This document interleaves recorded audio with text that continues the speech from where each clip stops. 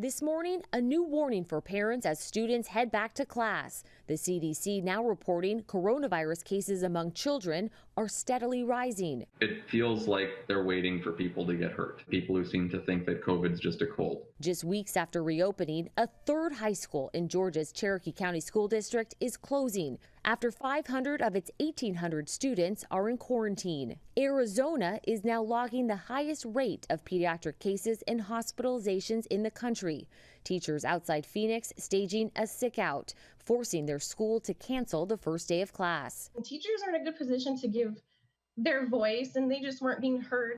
An entire district in Nebraska is closing after 3 teachers tested positive and 24 more are in quarantine. We knew this would happen at some point. We just didn't think it would happen one day into the school year. And dozens of students are in isolation at this Oklahoma school district after 2 teens knowingly went to class after testing positive. COVID-19 hitting universities hard across the country too.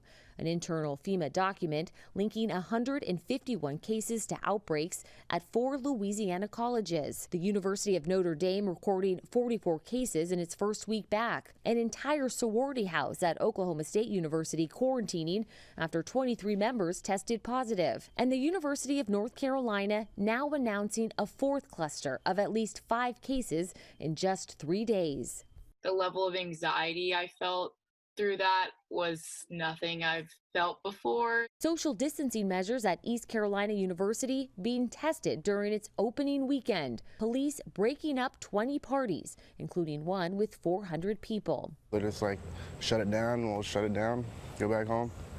Someone else is going to have another party down the street, you know, it's going to keep on going. Despite classroom troubles, college athletes are pushing back on decisions to cancel seasons and conferences. We enter into the sports season without any planning. Like, I think a lot of people hope that the pandemic would be over by now, and it's not. 82 Penn State football players' parents demanding answers, wanting to know specifics about why the 2020 season was postponed. At Ohio State, a quarterback starting a petition to have football reinstated, getting over 200,000 signatures so far. It comes as 9 football players at the University of Oklahoma test positive after returning from a week off. The team saying the season will go on as planned. How's it feel to be a free man? But one survivor in Michigan has spent months fighting to get back home. Zahed Raza got sick in March and is finally leaving the hospital after 137 days.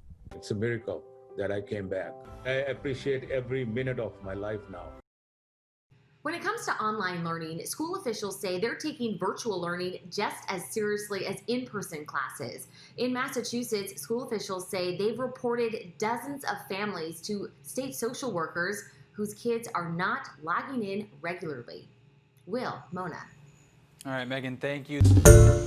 Hi, everyone. George Stephanopoulos here. Thanks for checking out the ABC News YouTube channel. If you'd like to get more videos, show highlights, and watch live event coverage, click on the right over here to subscribe to our channel. And don't forget to download the ABC News app for breaking news alerts. Thanks for watching.